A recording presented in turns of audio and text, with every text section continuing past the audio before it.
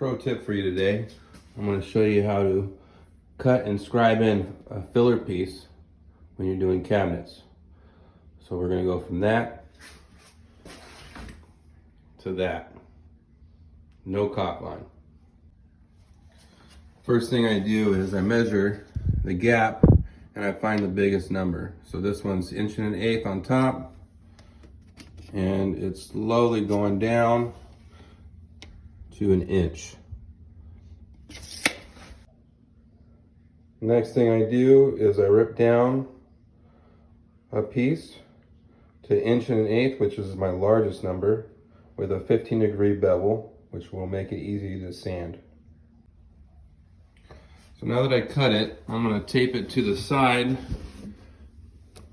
so that I can scribe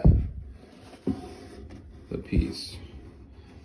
Now I moved it flush with the inside of the cabinet. Outside cabinet piece is 5/8, and that's what my scribe block is going to be. The thickness is 5/8.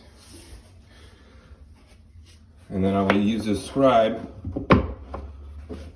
and draw my pencil line all the way down. I'm using blue tape on the edge because it's a dark color and my pencil line won't show. And I want to make it as easy as possible for me to cut it to fit. So now you can see my pencil line. I'm using that block up against the wall with the thickness of the 5/8 and following that line down. You can see the pencil line, and that's what I have to take off in order for it to be tight to the wall. That's why I made the bevel. So when taking down to this line to scribe in, a lot of people will just use a sander, a palm sander, to get to there, which works, but it takes a long time.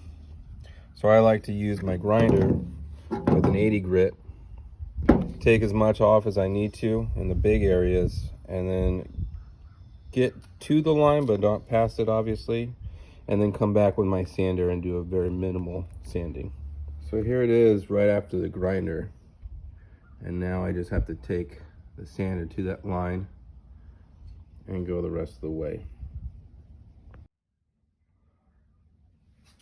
So once you grind it and sand it down to the width you need, you tap it in with a block and your hammer, and you screw it in place, or nail. These had holes, so we screwed. And that's what it should look like. No need for caulking.